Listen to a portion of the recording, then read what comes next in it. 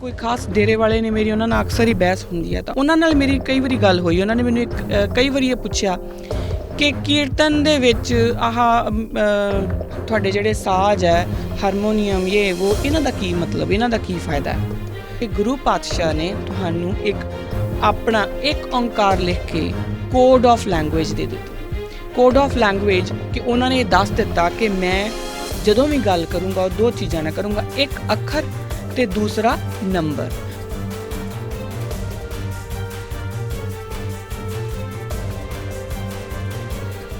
ਇਹ ਗੁੱਜੇ ਰਹੱਸ ਜਿਹੜੇ ਅੱਜ ਸਾਇੰਸ ਨਹੀਂ ਹਜੇ ਖੋਜ ਪਾ ਰਹੀ ਔਰ ਸਾਇੰਸ ਮੰਨਦੀ ਆ ਕਿ ਨਹੀਂ ਖੋਜ ਪਾ ਰਹੀ, ਉਹ ਗੁਰੂ ਨਾਨਕ ਨੇ ਸਾਨੂੰ ਸਰਲ ਹੀ ਇੰਝ ਹੀ ਦੇ ਦਿੱਤੇ ਕਿ ਆ ਤੁਹਾਡੀ ਥਾਲੀ 'ਚ ਪਏ ਨੇ। 2016 ਦੇ ਵਿੱਚ ਜਿਹੜੀ ਹੁਣ ਰੀਸੈਂਟ ਸਟੱਡੀ ਆ ਉਹ ਕਹਿੰਦੇ ਆ ਕਿ there R at least 2 trillion galaxies. ਹੁਣ ਆਪਾਂ ਆਪਣੀ ਔਕਾਤ ਵੇਖੀਏ ਤਾਂ ਫਿਰ ਉਸ ਤੋਂ ਬਾਅਦ ਆਪਾਂ ਉਸ ਰੱਬ ਦੇ ਉੱਤੇ ਕਿੰਤੂ ਕਰਨਾ, ਉਸ ਏਕੇ ਦੇ ਉੱਤੇ ਕਿੰਤੂ ਕਰਨ ਬਾਰੇ ਸੋਚੀਏ।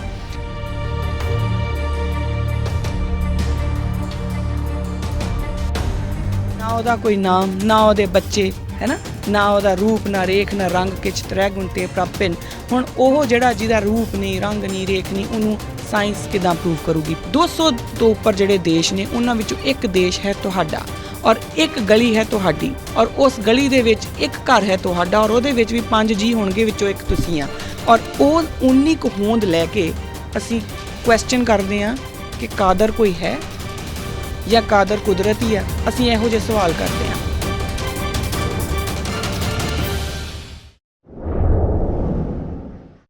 ਵਾਹਿਗੁਰੂ ਜੀ ਕਾ ਖਾਲਸਾ, ਵਾਹਿਗੁਰੂ ਜੀ ਕੀ ਫਤਿਹ। ਕਿਰਦਾਰੇ ਖਾਲਸਾ ਦੇ ਅੱਜ ਦੇ ਇਸ ਐਪੀਸੋਡ ਦੇ ਵਿੱਚ ਤੁਹਾਡਾ ਬਹੁਤ-ਬਹੁਤ ਸਵਾਗਤ ਹੈ। ਮੈਂ ਪਿਛਲੇ ਐਪੀਸੋਡ ਦੇ ਵਿੱਚ ਜਿਹੜੀ ਆਪਾਂ ਸ਼ੁਰੂਆਤ ਕੀਤੀ ਸੀਗੀ, ਐਕਚੁਅਲੀ ਗੱਲ ਸ਼ੁਰੂ ਹੋਈ ਸੀਗੀ ਅਰਦਾਸ ਸਮਝਣ ਦੀ, ਅਤੇ ਅਰਦਾਸ ਦੇ ਪਹਿਲੇ ਹੀ ਅੱਖਰ ਨੂੰ ਜਦੋਂ ਅਸੀਂ ਸਮਝਣ ਦੀ ਕੋਸ਼ਿਸ਼ ਕੀਤੀ, ਇੱਕ ਓਂਕਾਰ, ਤਾਂ ਉਹਦੇ ਵਿੱਚ ਬਹੁਤ ਕੁਛ ਸਾਨੂੰ ਦੇਖਣ ਨੂੰ ਮਿਲਿਆ, ਬਹੁਤ ਕੁਛ ਨਿਕਲਿਆ। ਪਿਛਲੇ ਜਿਹੜਾ ਐਪੀਸੋਡ ਸੀਗਾ ਉਹਦੇ ਵਿੱਚ ਮੈਂ ਤੁਹਾਡੇ ਨਾਲ ਇੱਕ ਓਂਕਾਰ ਨੂੰ ਸਮਝਣ ਦੀ ਥੋੜ੍ਹਾ ਜਿਹਾ ਯਤਨ ਕੀਤਾ ਸੀਗਾ ਤੁਹਾਡੇ ਨਾਲ ਮਿਲ ਕੇ। ਤਾਂ ਆਪਾਂ ਪਿਛਲੇ ਐਪੀਸੋਡ ਤੱਕ ਸਿਰਫ ਏਕੇ ਨੂੰ ਹੀ ਸਮਝ ਸਕੇ ਸੀਗੇ ਕਿ ਜਿਹੜਾ ਇੱਕ ਲਿਖਿਆ ਆ ਉਹ ਇੱਕ ਕੀ ਆ, ਉਹਨੂੰ ਵਰਡ ਵਿੱਚ ਕਿਉਂ ਨਹੀਂ ਲਿਖਿਆ ਗਿਆ, ਉਹਨੂੰ ਇੱਕ ਨੰਬਰ ਦੇ ਫਾਰਮ ਦੇ ਵਿੱਚ, ਇੱਕ ਨਿਊਮਰਲ ਦੇ ਫਾਰਮ 'ਚ ਕਿਉਂ ਲਿਖਿਆ ਗਿਆ। ਇਹ ਮੈਂ ਤੁਹਾਡੇ ਨਾਲ ਪਿਛਲੀ ਵਾਰੀ ਗੱਲ ਕੀਤੀ ਸੀਗੀ। ਇਸ ਐਪੀਸੋਡ ਨੂੰ ਸ਼ੁਰੂ ਕਰਨ ਤੋਂ ਪਹਿਲਾਂ ਮੈਂ ਤੁਹਾਨੂੰ ਪਿਛਲੇ ਐਪੀਸੋਡ ਦਾ ਥੋੜ੍ਹਾ ਜਿਹਾ ਰੀਕੈਪ ਦੇ ਦੇਣਾ ਚਾਹੁੰਦੀ ਹਾਂ, ਕਿਉਂਕਿ ਉਹ ਜ਼ਰੂਰੀ ਇਸ ਲਈ ਆ ਕਿਉਂਕਿ ਜਿਨ੍ਹਾਂ ਨੇ ਪਿਛਲਾ ਐਪੀਸੋਡ ਮਿਸ ਕਰ ਦਿੱਤਾ ਉਹਨਾਂ ਵਾਸਤੇ ਜਾਂ ਜਿਹੜੇ ਹੁਣ ਨਵਾਂ ਜੁੜ ਰਹੇ ਨੇ ਉਹਨਾਂ ਲਈ, ਜਦੋਂ ਅਸੀਂ ਇੱਕ ਓਂਕਾਰ ਦੀ ਗੱਲ ਕਰਾਂਗੇ ਨਾ ਤਾਂ ਸਾਨੂੰ ਇੱਕ ਓਂਕਾਰ ਸਮਝਣ ਲਈ ਇੱਕ ਨੂੰ ਸਮਝਣ ਦੀ ਬਹੁਤ ਇੰਪੋਰਟੈਂਟ ਆ ਸਾਡੇ ਲਈ। ਸੋ ਇਸ ਕਰਕੇ ਮੈਂ ਰੀਕੈਪ ਦਊਂਗੀ ਬੜੇ ਬਰੀਫ ਦੇ ਵਿੱਚ। ਮੈਂ ਜਿਹੜੇ 4 ਨੁਕਤੇ ਪਿਛਲੀ ਵਾਰੀ ਮੈਂ ਡਿਟੇਲ 'ਚ ਸਾਂਝੇ ਕੀਤੇ ਸੀਗੇ ਉਹਨਾਂ ਨੂੰ ਬੜੇ ਬਰੀਫ ਦੇ ਵਿੱਚ ਮੈਂ ਤੁਹਾਨੂੰ ਦੱਸਣ ਦੀ ਕੋਸ਼ਿਸ਼ ਕਰੂੰਗੀ। ਜੇ ਤੁਸੀਂ ਪੂਰਾ ਡਿਟੇਲ ਦੇ ਵਿੱਚ ਜਾਣਨਾ ਹੋਵੇ ਤਾਂ ਤੁਸੀਂ ਬਾਕਾਇਦਾ ਜਿਹੜਾ ਅਕਾਲ ਚੈਨਲ ਦੇ YouTube ਚੈਨਲ ਦੇ ਉੱਪਰ ਜਿਹੜਾ ਪਲੇਲਿਸਟ ਹੈਗੀ, ਉਹਨਾਂ ਦੇ ਪਲੇਲਿਸਟ ਵਿੱਚ ਕਿਰਦਾਰੇ ਖਾਲਸਾ ਦੇ ਸਾਰੇ ਐਪੀਸੋਡ ਨੇ, ਤੁਸੀਂ ਉਹਨਾਂ ਵਿੱਚੋਂ ਕੱਢ ਕੇ ਦੇਖ ਸਕਦੇ ਹੋ ਕਿ ਮੈਂ ਪਿਛਲੀ ਵਾਰੀ ਜਿਹੜਾ ਇੱਕ ਹੈ ਉਹਨੂੰ ਡਿਟੇਲ 'ਚ ਆਪਾਂ ਕਿੱਦਾਂ ਗੱਲ ਕੀਤੀ ਸੀਗੀ। ਅੱਜ ਮੈਂ ਸਿਰਫ ਉਹਨਾਂ ਦੇ ਉਹ ਜਿਹੜੇ 4 ਨੁਕਤੇ ਮੈਂ ਤੁਹਾਡੇ ਨਾਲ ਸਾਂਝੇ ਕੀਤੇ ਸੀ ਉਹਨਾਂ ਦੀ ਇੱਕ ਬਰੀਫ ਆਊਟਲਾਈਨਿੰਗ ਕਰੂੰਗੀ ਸੋ ਦੈਟ ਕਿ ਆਪਾਂ ਓਂਕਾਰ ਵੱਲ ਚੱਲ ਸਕੀਏ। ਮੈਂ 4 ਚੀਜ਼ਾਂ ਦੇ ਉੱਤੇ ਗੱਲ ਕੀਤੀ ਸੀ। ਪਹਿਲੀ ਸੀਗੀ ਕਿ ਜਿਹੜਾ ਏਕਾ ਹੈ ਨਾ ਉਹ ਨੋਨ ਐਗਜ਼ਿਸਟੈਂਸ ਤੋਂ ਐਗਜ਼ਿਸਟੈਂਸ ਵੱਲ ਆਉਣ ਦਾ ਪਹਿਲਾ ਜਿਹੜਾ ਪ੍ਰਮਾਣ ਹੈ ਜਾਂ ਕਹਿ ਲਓ ਪਹਿਲਾ ਸਟੈਪ ਹੈ। ਜਦੋਂ ਕੁਛ ਨਹੀਂ ਸੀ, ਉਹ ਇੱਕ ਜਿਹੜਾ ਅਨਹਦ ਨਾਦ ਹੈ, ਇੱਕ ਜਿਹੜਾ ਜਿਹਨੂੰ ਆਪਾਂ ਕਹਿ ਲਈਏ ਕਿ ਜਿਹੜਾ ਮਿਊਜ਼ਿਕ ਹੈ, ਜਿਹੜਾ ਸ਼ਬਦ ਹੈ, ਉਹ ਹਮੇਸ਼ਾ ਤੋਂ ਸੀ, ਉਹ ਉੱਥੇ ਸੀ। ਜਦੋਂ ਬਿਗ ਬੈਂਗ ਥਿਊਰੀ ਦੀ ਗੱਲ ਵੀ ਆਪਾਂ ਕਰਦੇ ਹਾਂ, ਬਹੁਤ ਸਾਇੰਸ ਦੇ ਸਟੂਡੈਂਟਸ ਜਾਣਦੇ ਆ ਉਹਨਾਂ ਨੂੰ। ਬਿਗ ਬੈਂਗ ਥਿਊਰੀ ਹੋਣ ਤੋਂ ਬਾਅਦ ਯੂਨੀਵਰਸ ਦੀ ਕ੍ਰੀਏਸ਼ਨ ਹੋਈ ਆ, ਯੂਨੀਵਰਸ ਫੈਲਿਆ ਆ, ਉਹਦਾ ਪਸਾਰਾ ਹੋਇਆ ਆ। ਪਰ ਇਹ ਨਹੀਂ ਆ ਕਿ ਉਸ ਤੋਂ ਪਹਿਲਾਂ ਉੱਥੇ ਕੁਛ ਵੀ ਨਹੀਂ ਸੀਗਾ। ਦੇਅਰ ਵਾਜ਼ ਨਥਿੰਗ ਕਾਲਡ ਜਿਹੜਾ ਇਨਫੈਕਟ ਵੈਕਿਊਮ ਦੇ ਵਿੱਚ ਵੀ ਮੈਂ ਪਿਛਲੀ ਵਾਰੀ ਗੱਲ ਕੀਤੀ ਸੀਗੀ ਕਿ ਇਲੈਕਟ੍ਰੋਮੈਗਨੈਟਿਕ ਰੇਡੀਏਸ਼ਨਸ ਨੂੰ ਜਦੋਂ ਤੁਸੀਂ ਵੈਕਿਊਮ ਦੇ ਵਿੱਚ ਸਾਊਂਡ ਟਰੈਵਲ ਨਹੀਂ ਕਰਦੀ, ਪਰ ਇਲੈਕਟ੍ਰੋਮੈਗਨੈਟਿਕ ਰੇਡੀਏਸ਼ਨਸ ਨੂੰ ਉਹਨਾਂ ਨੇ ਬਕਾਇਦਾ ਨਾਸਾ ਨੇ ਜਦੋਂ ਦੇਖਿਆ ਆ, ਉਹਨਾਂ ਨੂੰ ਰਿਕਾਰਡ ਕੀਤਾ ਆ, ਤਾਂ ਉਹ ਇੱਕ ਧੁੰਦ ਦੀ ਫਾਰਮ ਦੇ ਵਿੱਚ ਆਉਂਦੀ। ਤਾਂ ਹਮੇਸ਼ਾ ਤੋਂ ਸ਼ਬਦ ਹਮੇਸ਼ਾ ਤੋਂ ਸਥਾਪਿਤ ਸੀ। ਉਸ ਸ਼ਬਦ ਦੇ ਵਿੱਚੋਂ ਅੱਗੇ ਜਿਹੜਾ ਯੂਨੀਵਰਸ ਆ ਉਹਦਾ ਕ੍ਰੀਏਸ਼ਨ ਹੋਈ ਆ। ਇੱਕ ਜਿਹੜੀ ਇੱਕ ਫੋਟੋਗ੍ਰਾਫ ਤੁਹਾਡੀ ਹੁਣ ਸਕਰੀਨ ਦੇ ਉੱਤੇ ਆ ਰਹੀ ਹੋਊਗੀ, ਤੁਸੀਂ ਉਹ ਦੇਖ ਸਕਦੇ ਆ। ਉਹ ਬੇਸਿਕਲੀ ਬਿਗ ਬੈਂਗ ਥਿਊਰੀ ਦੀ ਉਹ ਗੱਲ ਕਰਦੇ ਆ ਕਿ ਕਿਵੇਂ ਬਿਲਕੁਲ ਸ਼ੂਨਯ ਤੋਂ ਜਦੋਂ ਬਿਲਕੁਲ ਸਭ ਖਾਲੀ ਸੀ ਜਾਂ ਸਿਰਫ ਇੱਕ ਸ਼ਬਦ ਸੀ ਸਥਾਪਿਤ ਫਾਰਮਲੈਸ ਫਾਰਮ ਦੇ ਵਿੱਚ, ਜਦੋਂ ਉਹਦੀ ਕੋਈ ਫਾਰਮ ਨਹੀਂ ਸੀ, ਹੈ ਨਾ, ਉਸ ਤੋਂ ਬਾਅਦ ਕਿੱਦਾਂ ਉਹ ਯੂਨੀਵਰਸ ਦੇ ਵਿੱਚ ਐਕਸਪੈਂਡ ਕਰ ਗਿਆ। ਉਹ ਜੋ ਏਕਾ ਹੈ ਉਹ ਫਾਰਮਲੈਸ, ਜਦੋਂ ਜ਼ੀਰੋ ਤੋਂ ਫਾਰਮਲੈਸ ਤੋਂ ਫਾਰਮ ਵੱਲ ਆਉਂਦਾ ਆ ਤਾਂ ਉਸ ਤੋਂ ਬਾਅਦ ਉਹਦੇ 'ਚੋਂ ਕਿਵੇਂ ਸਾਰੀ ਜਿਹੜੀ ਯੂਨੀਵਰਸ ਆ ਉਹ ਐਕਸਪੈਂਡ ਕਰਦਾ। ਇਹ ਮੈਂ ਪਿਛਲੀ ਵਾਰੀ ਤੁਹਾਡੇ ਨਾਲ ਗੱਲ ਕੀਤੀ ਸੀ। ਇੱਕ ਤਾਂ ਏਕੇ ਦਾ ਮਹੱਤਵ ਇਹ ਹੈ ਕਿ ਐਗਜ਼ਿਸਟੈਂਸ ਵੱਲ ਆਉਣ ਦਾ, ਨੋਨ ਐਗਜ਼ਿਸਟੈਂਸ ਤੋਂ ਐਗਜ਼ਿਸਟੈਂਸ ਵੱਲ ਆਉਣ ਦਾ ਪਹਿਲਾ ਕਦਮ ਔਰ ਸ਼ਾਇਦ ਆਖਰੀ ਕਦਮ ਇਹੀ ਹੈ। ਆਖਰੀ ਕਿੱਦਾਂ ਉਹ ਆਪਾਂ ਡਿਸਕਸ ਕਰਾਂਗੇ। ਦੂਸਰੀ ਜਿਹੜੀ ਇੰਪੋਰਟੈਂਟ ਗੱਲ ਸੀਗੀ ਉਹ ਸੀਗੀ ਪਾਇਥਾਗੋਰੀਅਨ ਦੇ ਤਰੀਕੇ ਦੇ ਨਾਲ ਸਮਝਣਾ। ਮੈਂ ਇਹ ਡਿਸਕਸ ਕੀਤਾ ਸੀਗਾ ਕਿ ਪਾਇਥਾਗੋਰਸ ਨੇ ਨੰਬਰ ਸਿਸਟਮਸ ਨੂੰ ਇਸਤੇਮਾਲ ਕਰਕੇ ਬਕਾਇਦਾ ਇਹ ਪ੍ਰੂਵ ਕਰ ਦਿੱਤਾ ਸਾਨੂੰ ਕਿ ਜਿਹੜੀ ਇੱਕ ਸਟਰਿੰਗ ਉਸਨੇ ਇੱਕ ਸਟਰਿੰਗ ਲਈ ਔਰ ਉਸਨੇ ਇਹ ਰੇਸ਼ੀਓਜ਼ ਬਣਾਈਆਂ ਕਿ ਉਸ ਇੱਕ ਸਟਰਿੰਗ, ਇੱਕ ਇਜ਼ ਵੈਰੀ ਇੰਪੋਰਟੈਂਟ, ਉਸ ਇੱਕ ਸਟਰਿੰਗ ਦੀਆਂ ਕੁਛ ਰੇਸ਼ੀਓਜ਼, ਹੁਣ ਰੇਸ਼ੀਓਜ਼ ਕਿਹੜੀਆਂ ਆ ਹੋਲ ਨੰਬਰਸ ਦੇ ਵਿੱਚ, ਜਿਹੜੀਆਂ 0 to 1 ਦੇ ਵਿੱਚ, ਕਿਉਂਕਿ ਜਿੰਨੇ ਵੀ ਆਪਣੇ ਕੋਲ ਰੇਸ਼ੀਓਜ਼ ਆਉਂਦੀਆਂ 0 to 1 ਦੇ ਵਿੱਚ ਫਿਗਰ ਕੀਤੀਆਂ ਜਾਂਦੀਆਂ। 0 to 1 ਦੇ ਵਿੱਚ ਜਿੰਨੀਆਂ ਵੀ ਰੇਸ਼ੀਓਜ਼ ਨੇ, ਜਿਹੜੀਆਂ ਰੇਸ਼ੀਓਜ਼ ਉੱਥੇ ਆਉਂਦੀਆਂ ਉਹ ਧੁਨੀਆਂ ਜਿਹੜੀਆਂ ਕੰਨਾਂ ਨੂੰ ਪਲੈਜ਼ੈਂਟ ਹੁੰਦੀਆਂ ਆ, ਬਾਕੀ ਜਿਹੜੀਆਂ ਉਸ ਤੋਂ ਬਾਹਰ ਨਿਕਲ ਜਾਂਦੀਆਂ ਉਹ ਅਨਪਲੈਜ਼ੈਂਟ ਹੁੰਦੀਆਂ ਆ। ਸੋ ਉਸਨੇ ਇਹ ਕਿਹਾ ਕਿ ਜਿਹੜੀਆਂ 0 to 1 ਦੀ ਰੇਸ਼ੀਓ ਦੇ ਵਿੱਚ ਜਿਹੜੀਆਂ 0 ਤੋਂ ਲੈ ਕੇ 1 ਤੱਕ ਜਿਹੜੀਆਂ ਹੋਲ ਨੰਬਰ ਰੇਸ਼ੀਓਜ਼ ਦੇ ਵਿੱਚ ਆਉਂਦੀਆਂ ਧੁਨੀਆਂ ਆ, ਇੱਕ ਸਟਰਿੰਗ ਦੇ ਵਿੱਚ ਉਹਨੇ ਕੱਢੀਆਂ ਸਾਰੀਆਂ। ਉਸਨੇ ਮਿਊਜ਼ਿਕ ਆਫ ਸਫੀਅਰ ਦੀ ਗੱਲ ਕੀਤੀ, ਉਹਦੇ ਵਿੱਚ ਉਹਨੇ ਧੁਨਾਂ ਦੀ ਗੱਲ ਕੀਤੀ ਪਾਇਥਾਗੋਰਸ ਨੇ। ਉਸ ਤੋਂ ਬਾਅਦ ਕੈਪਲਰ ਨੇ ਬਕਾਇਦਾ ਉਹਨਾਂ ਹੀ ਧੁਨਾਂ ਦੀ, ਉਸ ਇੱਕ ਸਟਰਿੰਗ 'ਚੋਂ ਨਿਕਲੀਆਂ ਧੁਨਾਂ ਨੂੰ ਆਧਾਰ ਬਣਾ ਕੇ ਉਸਨੇ ਇਹ ਦੱਸਿਆ ਕਿ ਯੂਨੀਵਰਸ, ਪੂਰਾ ਬ੍ਰਹਿਮੰਡ ਦੇ ਵਿੱਚ ਜਿੰਨੇ ਵੀ ਗ੍ਰਹਿ ਨੇ, ਉਹਨਾਂ ਦੀ ਜਿਹੜੀ ਮੂਵਮੈਂਟ ਹੈ, ਉਹਨਾਂ ਦੀ ਜਿਹੜੀ ਚਾਲ ਹੈ, ਉਹ ਬਕਾਇਦਾ ਉਹਨਾਂ ਧੁਨਾਂ ਦੇ ਉੱਤੇ ਹੀ ਆਧਾਰਿਤ ਹੈ। ਉਸਨੇ ਇਸ ਨੂੰ ਨਾਮ ਦਿੱਤਾ ਮਿਊਜ਼ਿਕ ਆਫ ਸਫੀਅਰਸ। ਹੁਣ ਇਹੀ ਮਿਊਜ਼ਿਕ ਆਫ ਸਫੀਅਰਸ ਦੀ ਜਿਹੜੀ ਫਿਲੋਸਫੀ ਹੈ ਕੈਪਲਰ ਦੀ, ਉਸ ਨੂੰ ਆਧਾਰ ਬਣਾ ਕੇ ਨਿਊਟਨ ਜਿਹੜਾ ਹੈ ਉਹ ਲਾਅ ਆਫ ਗ੍ਰੈਵਿਟੀ ਦਿੰਦਾ। ਸੋ ਮੇਰਾ ਜਿਹੜਾ ਮੂਲ ਕਹਿਣ ਦਾ ਮਤਲਬ ਇਹ ਸੀਗਾ ਕਿ ਜਿਹੜੀ ਏਕੇ ਦੀ ਧੁਨ ਹੈ, ਉਸ ਏਕੇ ਦੀ ਧੁਨ ਨੇ ਸਾਰੇ ਬ੍ਰਹਿਮੰਡ ਨੂੰ ਜਿਹੜਾ ਇੱਕ ਕਾਸਮਿਕ ਆਰਡਰ ਦਿੱਤਾ ਹੋਇਆ ਹੈ। ਉਸ ਕਾਸਮਿਕ ਆਰਡਰ ਦੇ ਵਿੱਚ ਬੰਨਣ ਲਈ ਕਿਸ ਤਰੀਕੇ ਨਾਲ, ਕਿਵੇਂ, ਕਿਉਂਕਿ ਜਦੋਂ ਆਪਾਂ ਪਾਇਥਾਗੋਰਸ ਨੂੰ ਲੈ ਲਈਏ ਅਤੇ ਨਿਊਟਨ ਦੇ ਲਾਅ ਆਫ ਗ੍ਰੈਵਿਟੀ ਨੂੰ ਲੈ ਲਈਏ, ਹੁਣ ਇਹ ਸਾਰਾ ਆਪਸ ਦੇ ਵਿੱਚ ਜੁੜਿਆ ਹੈ ਕਿਉਂਕਿ ਇੱਕ ਦੂਜੇ ਦੀ ਫਿਲੋਸਫੀ ਨੂੰ ਆਧਾਰ ਬਣਾਇਆ ਗਿਆ। ਧੁਨਾਂ ਹੀ ਨੇ ਜੋ ਗ੍ਰੈਵਿਟੀ ਦੀ ਗੱਲ ਤੱਕ ਪਹੁੰਚਾਉਂਦੀਆਂ ਨੇ ਸਾਨੂੰ, ਔਰ ਜਿੱਥੋਂ ਤੱਕ ਆਪਾਂ ਪਹੁੰਚ ਕੇ ਇਹ ਸਮਝਦੇ ਹਾਂ ਕਿ ਪੂਰਾ ਯੂਨੀਵਰਸ ਇੱਕ ਪਰਟੀਕੂਲਰ ਕਾਸਮਿਕ ਆਰਡਰ ਦੇ ਵਿੱਚ ਬੱਝਾ ਹੋਇਆ। ਉਹ ਕਿੱਦਾਂ ਬੱਝਾ ਹੋਇਆ? ਉਹਦਾ ਜਿਹੜਾ ਧੁਰਾ ਹੈ ਉਹ ਇੱਕ ਹੈ, ਉਹ ਏਕੇ ਦੀ ਧੁਨ ਹੈ ਜਿਹਦੇ ਵਿੱਚੋਂ ਬਾਕੀ ਧੁਨਾਂ ਬਾਹਰ ਨਿਕਲਦੀਆਂ। ਇਹ ਮੈਂ ਪਿਛਲੀ ਵਾਰੀ ਤੁਹਾਡੇ ਨਾਲ ਬੜੇ ਡੀਟੇਲ ਦੇ ਵਿੱਚ ਗੱਲ ਕੀਤੀ ਸੀਗੀ। ਹੁਣ ਜਦੋਂ ਅਸੀਂ ਸ਼ਬਦ ਗੁਰੂ ਦੀ ਸ਼ਰਨ ਵਿੱਚ ਜਾਵਾਂਗੇ ਤਾਂ ਸਾਨੂੰ ਸਮਝ ਇਹ ਪਊਗੀ ਕਿ ਜਿਹੜੀ ਗੁਰਬਾਣੀ ਅਨਹਦ ਨਾਦ ਦੀ ਗੱਲ ਕਰਦੀ ਹੈ ਉਹ ਬੇਸਿਕਲੀ ਉਸੇ ਏਕੇ ਦੀ ਗੱਲ ਕਰਦੀ। ਇਸੇ ਲਈ ਗੁਰੂ ਨਾਨਕ ਪਹਿਲਾ ਅੱਖਰ ਏਕਾ ਪਾਉਂਦੇ ਆ ਕਿ ਉਸ ਏਕੇ ਦੇ ਵਿੱਚੋਂ ਹੀ ਧੁਨਾਂ ਨਿਕਲੀਆਂ, ਉਸ ਏਕੇ ਦੇ ਵਿੱਚੋਂ ਹੀ ਅੱਗੇ ਪਸਾਰਾ ਹੋਇਆ, ਉਸ ਏਕੇ ਦੀਆਂ ਧੁਨਾਂ ਨੇ ਹੀ ਪੂਰੀ ਕਾਸਮਿਕ ਐਨਰਜੀ ਨੂੰ ਇੱਕ ਆਰਡਰ ਦੇ ਕੇ ਰੱਖਿਆ ਹੋਇਆ। ਹੁਣ ਇਹ ਗੱਲ ਆਪਣੇ ਕੋਲ ਆਉਂਦੀ ਆ, ਉਹ ਫਿਰ ਮੈਂ ਤੁਹਾਡੇ ਨਾਲ ਇਹ ਜ਼ਿਕਰ ਕੀਤਾ ਸੀਗਾ ਕਿ ਗੁਰੂ ਨਾਨਕ ਜਿਹੜੇ ਆ ਉਹਨਾਂ ਨੂੰ ਏਕੇ ਦੀ ਸੋਝੀ, ਕਿਉਂਕਿ ਉਹ ਆਪ ਏਕਾ ਹੋ ਗਏ। ਜਦੋਂ ਉਹ ਏਕਾ ਹੈ ਤਾਂ ਹੀ ਤਾਂ ਭਾਈ ਗੁਰਦਾਸ ਉਹਨਾਂ ਨੂੰ ਕਹਿੰਦੇ ਆ ਨਾ, ਆਪ ਨਾਰਾਇਣ ਕਲਾ ਧਾਰ ਇਸ ਜਗ ਮੇ ਪਰਵਰਿਓ।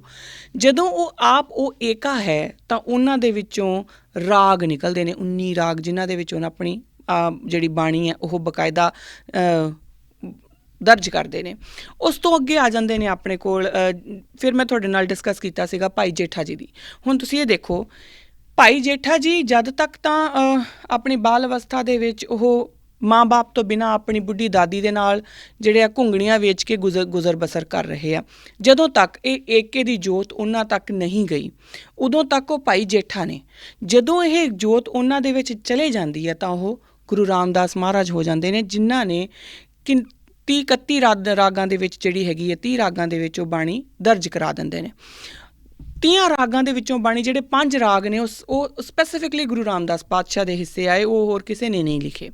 ਹੁਣ ਇਹ ਇੱਕ ਤੁਸੀਂ ਇਸ ਚੀਜ਼ ਦੀ ਕਰਾਮਾਤ ਨੂੰ, ਇਹਨੂੰ ਸਮਝੋ, ਇਸ ਚੀਜ਼ ਨੂੰ ਤੁਸੀਂ ਕਾਸਮਿਕ ਆਰਡਰ ਦੇ ਨਾਲ ਸਮਝਣ ਦੀ ਕੋਸ਼ਿਸ਼ ਕਰੋ ਕਿ ਜਦੋਂ ਤੱਕ ਉਹ ਏਕੇ ਦੀ ਜੋਤ ਉਹਨਾਂ ਵਿੱਚ ਨਹੀਂ ਪ੍ਰਵੇਸ਼ ਕਰਦੀ, ਉਹ ਇੱਕ ਉਹ ਕੁਛ ਵੀ, ਉਹ ਕੋਈ ਵੀ ਹੋ ਸਕਦਾ ਹੈ ਨਾ। ਉਹ ਭਾਈ ਜੇਠਾ ਜੀ ਨੇ, ਉਹ ਘੁੰਗਣੀਆਂ ਵੇਚ ਰਹੇ ਨੇ, ਪਰ ਜਦੋਂ ਉਹ ਏਕੇ ਦੀ ਜੋਤ, ਜੋ ਗੁਰੂ ਨਾਨਕ ਦੀ ਜੋਤ ਹੈ, ਜਦੋਂ ਉਹਨਾਂ ਦੇ ਵਿੱਚ ਉਹ ਨਿਵਾਸ ਕਰ ਜਾਂਦੀ ਹੈ, ਜਦੋਂ ਉਹਨਾਂ ਦੇ ਵਿੱਚ ਪ੍ਰਵੇਸ਼ ਕਰ ਜਾਂਦੀ ਹੈ, ਤਾਂ ਫਿਰ ਉਹਨਾਂ ਦੇ ਉਸ ਏਕੇ ਦੇ ਵਿੱਚੋਂ ਰਾਗ ਨਿਕਲਣੇ ਸ਼ੁਰੂ ਹੋ ਜਾਂਦੇ ਨੇ, ਧੁਨਾਂ, ਕਿਉਂਕਿ ਉੱਥੋਂ ਹੀ ਤਾਂ ਧੁਨਾਂ ਨਿਕਲੀਆਂ ਨਾ, ਧੁਨਾਂ ਤੋਂ ਹੀ ਅੱਗੇ ਰਾਗ ਬਣੇ, ਤਾਂ ਉਹਨਾਂ ਵਿੱਚੋਂ ਰਾਗ ਨਿਕਲਦੇ ਨੇ।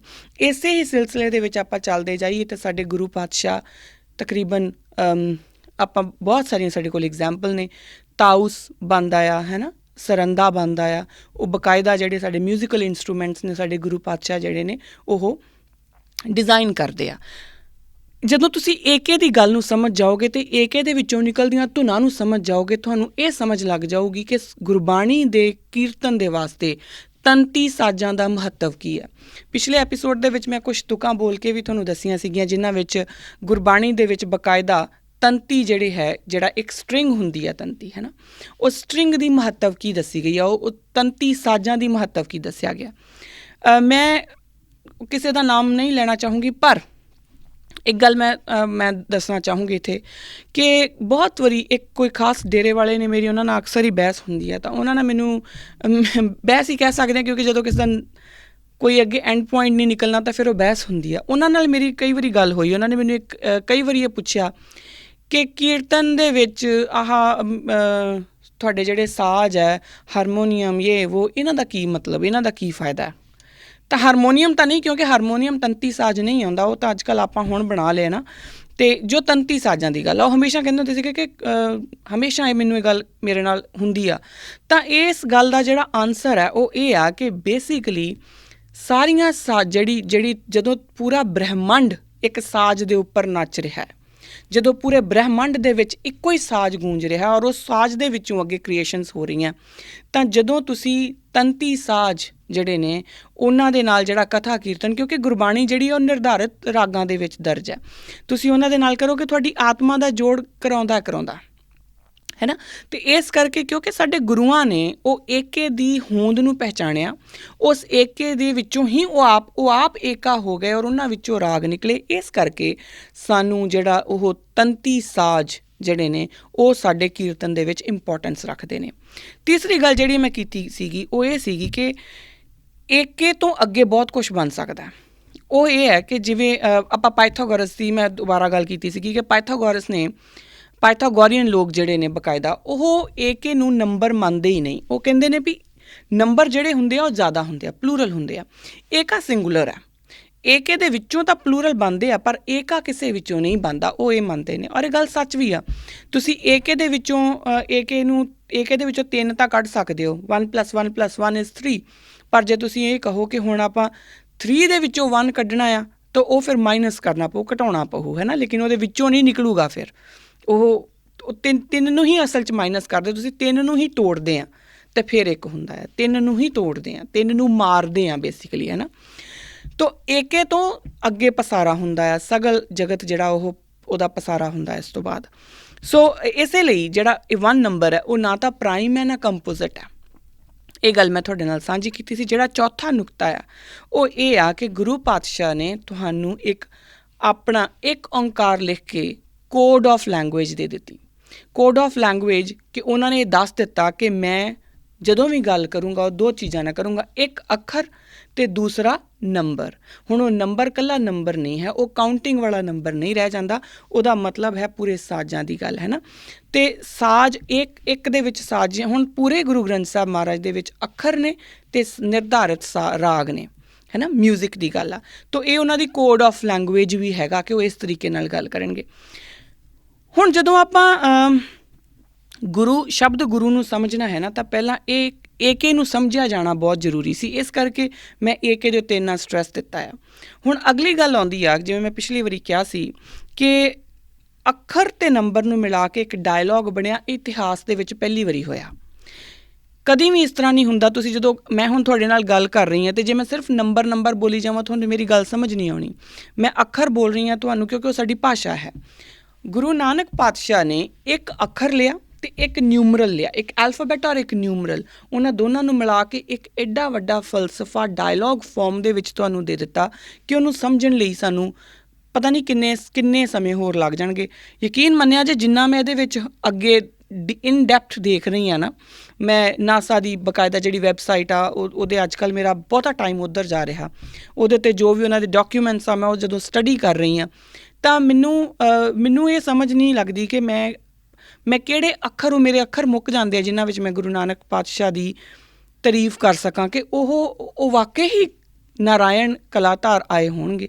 ਕਿਉਂਕਿ ਇਹ ਗੁੱਝੇ ਰਹੱਸ ਜਿਹੜੇ ਅੱਜ ਸਾਇੰਸ ਨਹੀਂ ਹਜੇ ਖੋਜ ਪਾ ਰਹੀ, ਔਰ ਸਾਇੰਸ ਮੰਨਦੀ ਆ ਕਿ ਨਹੀਂ ਖੋਜ ਪਾ ਰਹੀ, ਉਹ ਗੁਰੂ ਨਾਨਕ ਨੇ ਸਾਨੂੰ ਸਰਲ ਹੀ ਇੰਝ ਹੀ ਦੇ ਦਿੱਤੇ ਕਿ ਆ ਤੁਹਾਡੀ ਥਾਲੀ 'ਚ ਪਏ ਨੇ। ਜਦੋਂ ਹੁਣ ਪਰ ਗੁਰੂ ਨਾਨਕ ਪਾਤਸ਼ਾਹ ਦੀ ਗੱਲ ਨੂੰ ਸਮਝਣ ਲਈ ਬੇਸ਼ੱਕ ਏਕੇ ਨੂੰ ਸਮਝਣਾ ਅਤੇ ਓਂਕਾਰ ਨੂੰ ਸਮਝਣਾ ਜ਼ਰੂਰੀ ਆ, ਪਰ ਜਦੋਂ ਇਹਨਾਂ ਦੀ ਗੁਰੂ ਨਾਨਕ ਦੀ ਗੱਲ ਸਮਝਣੀ ਹੋਊਗੀ ਨਾ ਤੇ ਤੁਹਾਨੂੰ ਇੱਕ ਓਂਕਾਰ ਇਕੱਠਾ ਕਰਕੇ ਸਮਝਣਾ ਪਊਗਾ, ਡਾਇਲੋਗ ਫਾਰਮ 'ਚ ਸਮਝਣਾ ਪਊਗਾ। ਗੁਰੂ ਅਰਜਨ ਦੇਵ, ਆਪਾਂ ਹੁਣ ਇਹਦੇ ਅੱਗੇ ਚੱਲਦੇ ਹਾਂ ਅਤੇ ਦੇਖਦੇ ਹਾਂ ਕਿ ਓਂਕਾਰ ਨੂੰ ਆਪਾਂ ਕਿੱਦਾਂ ਸਮਝੀਏ। ਅਤੇ ਮੇਰੇ ਕੋਲ ਆਉਂਦੇ ਨੇ ਗੁਰੂ ਅਰਜਨ ਦੇਵ ਪਾਤਸ਼ਾਹ ਦੀ ਮੈਂ ਚਰਨਾਂ ਵਿੱਚ ਜਾਂਦੀ ਹਾਂ ਕਿ ਮਹਾਰਾਜ ਦੱਸਣ ਸਾਨੂੰ ਕਿ ਕੀ ਹੈ ਓਂਗ। ਗੁਰੂ ਅਰਜਨ ਦੇਵ ਪਾਤਸ਼ਾਹ ਗੁਰੂ ਗ੍ਰੰਥ ਸਾਹਿਬ ਮਹਾਰਾਜ ਦੇ ਵਿੱਚ ਬਿਰਾਜਮਾਨ ਹੋ ਕੇ ਸਾਨੂੰ ਸਮਝਾਉਂਦੇ ਨੇ, ਓਂਗ ਗੁਰਮੁਖ ਕੀਓ ਆਕਾਰਾ। ਓਂਗ, ਉਹ ਓਂਕਾਰ ਦੀ ਹਜੇ ਗੱਲ ਨਹੀਂ ਕਰ ਰਹੇ, ਸਿਰਫ ਓਂਗ ਦੀ ਗੱਲ ਕਰ ਰਹੇ ਆ। ਓਂਗ ਗੁਰਮੁਖ ਕੀਓ ਆਕਾਰਾ, ਓਂਗ the one universal creator created the creation through the word of ਪ੍ਰਿਮਲ ਗੁਰੂ। ਹੁਣ ਓਂਗ ਨੇ ਉਸ ਗੁਰੂ, ਹੁਣ ਇੱਥੇ ਸ਼ਬਦ ਗੁਰੂ ਸਮਝਣ ਦੇ ਵਿੱਚ ਤੁਹਾਨੂੰ ਆਸਾਨੀ ਹੋਊਗੀ। ਓਂਗ ਨੇ ਇਹ ਉਸ ਗੁਰੂ ਦੀ ਇਜਾਜ਼ਤ ਨਾਲ ਉਹਦੇ ਵਰਡ ਨੂੰ ਲੈ ਕੇ ਇਸ ਪੂਰਾ ਆਕਾਰ ਕੀਤਾ, ਓਂਕਾਰ ਹੋਇਆ। ਹੁਣ ਉਹ ਜਿਹੜਾ ਪ੍ਰਿਮਲ ਗੁਰੂ, ਉਹ ਇੱਕ ਯਾਨੀ ਕਿ ਜਿਹੜਾ ਪਹਿਲਾਂ ਏਕਾ ਸੀ, ਉਹਦੀ ਇਜਾਜ਼ਤ ਲੈ ਕੇ ਉਹਦੇ ਵਰਡ, ਹੁਣ ਉਹਦਾ ਵਰਡ ਕੀ ਆ? ਉਹਦਾ ਵਰਡ ਧੁਨ ਹੈ, ਉਹਦਾ ਵਰਡ ਸ਼ਬਦ ਹੈ, ਨਾਦ ਹੈ, ਜਿਹੜਾ ਅਨਹਦ ਨਾਦ ਦੀ ਗੱਲ ਆਪਾਂ ਕਰਦੇ ਹਾਂ ਉਹ ਹੈ। ਉਹਦੇ ਵਿੱਚੋਂ ਉਸ ਓਂਗ ਨੇ ਉਸ ਏਕੇ ਤੋਂ ਅੱਗੇ ਪੂਰਾ ਜਿਹੜਾ ਆਕਾਰ ਲਿਆ। ਅੱਗੇ ਉਹ ਕਹਿੰਦੇ ਨੇ ਏਕੇ ਸੂਤ ਪਰੋਵਣ ਹਾਰਾ। ਹੁਣ ਏਕੇ ਸੂਤ ਕੀ ਆ? ਪੂਰੀ ਯੂਨੀਵਰਸ, ਮੈਂ ਤੁਹਾਡੇ ਨਾਲ ਪਿਛਲੀ ਵਾਰੀ ਵੀ ਗੱਲ ਕੀਤੀ ਬੜੇ ਡਿਟੇਲ ਦੇ ਵਿੱਚ, ਇਸ ਵਾਰੀ ਮੈਂ ਸ਼ੁਰੂ ਦੇ ਵਿੱਚ ਕਿਹਾ ਕਿ ਪੂਰਾ ਯੂਨੀਵਰਸ, ਪੂਰਾ ਕਾਸਮਿਕ ਆਰਡਰ ਸਿਰਫ ਇੱਕ ਧੁਨ ਦੇ ਉੱਪਰ ਚੱਲ ਰਿਹਾ, ਏਕ ਸੂਤ ਪਰੋਵਣ ਹਾਰਾ। ਉਹ ਸੂਤ ਜਿਹੜਾ ਹੈ ਉਹ ਸਭ ਨੂੰ, ਉਹ ਇੱਕੋ ਹੀ ਸੂਤੇ ਦੇ ਵਿੱਚ ਜਿਹੜਾ ਪਰੋਂਦਾ ਆ, ਉਹ ਓਂਗ ਨੇ ਉਸ ਏਕੇ ਦੀ ਮਦਦ ਦੇ ਨਾਲ ਉਹਦੇ ਵਰਡ ਨੂੰ ਲੈ ਕੇ ਪੂਰੀ ਦੁਨੀਆ ਦਾ ਪਸਾਰਾ ਕਰ ਦਿੱਤਾ। ਪਰ ਇਸ ਪੂਰੀ ਦੁਨੀਆ ਦਾ ਜਿਹੜਾ ਪਸਾਰਾ ਹੈ ਉਹਨੂੰ ਬੰਨਿਆ ਕਾਹਦੇ ਨਾਲ? ਉਸ ਇੱਕ ਧੁਨ ਦੇ ਨਾਲ। ਭਿੰਨ ਭਿੰਨ ਤ੍ਰੈ ਗੁਣ ਵਿਸਥਾਰੰ, ਨਿਰਗੁਣ ਤੇ ਸਰਗੁਣ ਦ੍ਰਿਸ਼ਟਾਰੰ। ਜਿਹੜੀ ਪਹਿਲੀ ਫੋਟੋ ਤੁਸੀਂ ਦੇਖੀ ਆ ਉਹਦੇ ਵਿੱਚ ਵੀ ਇੰਝ ਹੀ ਹੈ ਨਾ ਕਿ ਫਾਰਮਲੈਸ ਤੋਂ ਫਾਰਮ ਵੱਲ ਆਇਆ ਹੈ ਨਾ। ਜਦੋਂ ਫਾਰਮਲੈਸ ਤੋਂ ਫਾਰਮ ਹੋਇਆ ਯਾਨੀ ਕਿ ਉਹ ਪਸਾਰਾ ਹੋਇਆ, ਉਹ ਪੂਰਾ ਦਾ ਪੂਰਾ ਜਿਹੜਾ ਹੈ ਉਹ ਉਸ ਏਕੇ ਦੀ ਧੁਨ ਦੇ ਵਿੱਚੋਂ ਹੀ ਪਸਾਰਾ ਹੋਇਆ। ਇੱਕ ਧੁਨ ਦੇ ਵਿੱਚੋਂ ਸਾਰਾ ਕੁਝ ਪਸਰਿਆ ਔਰ ਉਹ ਸਾਰਾ ਕੁਝ ਜੁੜਿਆ ਵੀ ਉਸੇ ਇੱਕ ਧੁਨ ਦੇ ਨਾਲ ਹੀ ਰਿਹਾ। ਸਗਲ ਪਾਤ ਕਰੇ ਉਪਾਇਓ। ਖੈਰ, ਇਸ ਤੋਂ ਬਾਅਦ ਆਪਣੇ ਕੋਲ ਥੋੜ੍ਹਾ ਜਿਹਾ ਹੋਰ ਜਦੋਂ ਮੈਂ ਇਹਨੂੰ ਅੱਗੇ ਵਿਸਥਾਰ 'ਚ ਸਮਝਣ ਦੀ ਕੋਸ਼ਿਸ਼ ਕਰਦੀ, ਇਹ ਤਾਂ ਗੱਲ ਹੋ ਗਈ ਓਂਗ ਦੀ। ਓਂਗ ਦੀ ਗੱਲ ਦੇ ਵਿੱਚ ਬੜਾ ਕਲੀਅਰ ਗੁਰੂ ਅਰਜਨ ਦੇਵ ਪਾਤਸ਼ਾਹ ਨੇ ਸਾਨੂੰ ਦੱਸ ਦਿੱਤਾ ਕਿ ਓਂਗ ਨੇ ਜਿਹੜਾ ਉਹ ਪ੍ਰਿਮਲ ਗੁਰੂ ਯਾਨੀ ਕਿ ਜਿਹੜਾ ਏਕਾ ਹੈ, ਉਸ ਇੱਕ ਧੁਨ ਦੀ, ਉਸ ਇੱਕ ਦੇ ਵਰਡ ਦੀ, ਉਹਦੀ ਆਵਾਜ਼ ਤੋਂ ਅੱਗੇ ਪੂਰਾ ਕੁਝ ਆਕਾਰ ਲਿਆ, ਓਂਕਾਰ ਹੋਇਆ। ਅੱਗੇ ਆਪਾਂ ਦੇਖੀਏ ਕਿ ਭਾਈ ਗੁਰਦਾਸ ਕੀ ਕਹਿੰਦੇ ਨੇ। ਉਹ ਕਹਿੰਦੇ ਨੇ ਓਂਕਾਰ ਆਕਾਰ ਕਰ ਏਕ ਕਵਾਓ ਪਸਾਓ ਪਸਾਰਾ। ਜੋ ਏਕ ਸੀ, ਜੋ ਇੱਕ ਕਵਾਉਂਦਾ ਸੀ, ਉਸ ਨੇ ਓਂਕਾਰ ਦੇ ਰੂਪ ਦੇ ਵਿੱਚ ਆਕਾਰ ਕਰਕੇ ਸਾਰਾ ਕੁਝ, ਔਰ ਉਹਨੇ ਪਸਾਰਿਆ। ਉਹਨੇ ਆਪਣੇ ਆਪ ਨੂੰ ਐਕਸਟੈਂਡ ਕੀਤਾ, ਐਕਸਪੈਂਸ਼ਨ ਆਫ ਯੂਨੀਵਰਸ, ਜਿਹਨੂੰ ਸਾਇੰਸ ਇਹ ਵਰਡ ਯੂਜ਼ ਕਰਦੀ ਆ। ਤੁਸੀਂ ਨਾਸਾ ਦੀ ਜਿਹੜੀ ਓਫੀਸ਼ੀਅਲ ਵੈਬਸਾਈਟ ਆ, ਤੁਸੀਂ ਉੱਥੇ ਜਾਓਗੇ, ਉੱਥੇ ਇਹ ਵਰਡ ਬੜਾ ਕਾਮਨ ਯੂਜ਼ ਹੁੰਦਾ, expansion of universe, creation of universe ਨਹੀਂ। ਇਹ ਨਹੀਂ ਹੈ ਕਿ ਇਹ ਇੱਕ ਦਿਨ ਆਹ ਕ੍ਰੀਏਟ ਹੋਇਆ, ਦੂਜੇ ਦਿਨ ਇਹ ਕ੍ਰੀਏਟ ਹੋਇਆ, ਕਿਸੇ ਦਾ ਕੋਈ ਵੀ ਬਿਲੀਵ ਹੋ ਸਕਦਾ। ਪਰ ਜੋ ਨਾਸਾ ਬੋਲਦਾ ਉਹ ਕਹਿੰਦਾ ਕਿ ਇਟ ਹੈਜ਼ ਐਕਸਪੈਂਡਡ, ਉਹਨੇ ਯੂਨੀਵਰਸ ਐਕਸਪੈਂਡ ਹੋਇਆ, ਉਹ ਜੋ ਗੱਲ ਇੱਥੇ ਕਹੀ ਜਾ ਰਹੀ ਹੈ। ਪੰਜ ਤੱਤ ਪ੍ਰਵਾਨ ਕਰ ਘਟ ਘਟ ਅੰਦਰ ਤ੍ਰਿਭਵਨ ਸਾਰਾ। ਪੰਜ ਤੱਤ ਪ੍ਰਵਾਨ ਕਰਕੇ ਪੰਜਾਂ ਤੱਤਾਂ ਦੇ ਵਿੱਚ ਸਾਰਾ ਤ੍ਰਿਭਵਨ, ਪੂਰਾ ਜਿਹੜਾ ਉਹ ਯੂਨੀਵਰਸ ਹੈ, ਉਸਨੇ ਕ੍ਰੀਏਟ ਕਰ ਦਿੱਤਾ ਓਂਕਾਰ ਦਾ ਹੀ ਪਸਾਰਾ ਹੋ ਗਿਆ ਨਾ ਅੱਗੇ।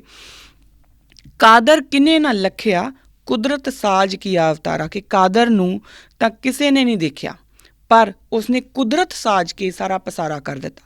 ਇੱਥੇ ਇਹ ਗੱਲ ਬੜੀ ਫਿਰ ਤੋਂ ਮੈਂ ਦੁਬਾਰਾ ਇਹ ਸ਼ਾਇਦ ਮੈਂ ਗੱਲ ਇੱਕ ਦੋ ਵਾਰੀ ਫਿਰ ਬੋਲੂੰਗੀ, ਰੈਪੀਟੇਸ਼ਨ ਹੋ ਜਾਏ ਤਾਂ ਮੈਨੂੰ ਮਾफ़ ਕਰ ਦਿਓ, ਪਰ ਇੱਥੇ ਇਹ ਗੱਲ ਸਮਝਣ ਵਾਲੀ ਆ, ਕਾਦਰ ਕਿਨੇ ਨਾ ਲਖਿਆ ਕੁਦਰਤ ਸਾਜ ਕੀ ਅਵਤਾਰਾ, ਕਿ ਕਾਦਰ ਨੂੰ ਤਾਂ ਕਿਸੇ ਨੇ ਨਹੀਂ ਵੇਖਿਆ ਪਰ ਉਸਨੇ ਕੁਦਰਤ ਸਾਜ ਕੇ ਅੱਗੇ ਜਿਹੜਾ ਹੈ ਉਹਨੇ ਵਰਤਾਰਾ ਕਰ ਲਿਆ।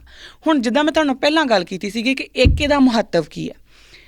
ਇੱਕ ਦੇ ਵਿੱਚੋਂ ਤੁਸੀਂ 3 ਤਾਂ ਕ੍ਰੀਏਟ ਕਰ ਸਕਦੇ ਹੋ, 1 + 1 + 1 + 1 + 1 5 ਹੋ ਗਿਆ, 1 + 1 + 1 3 ਹੋ ਗਿਆ, 1 + 1 + 1 7 ਵਾਰੀ ਕਰੋਗੇ 7 ਹੋ ਜਾਊਗਾ।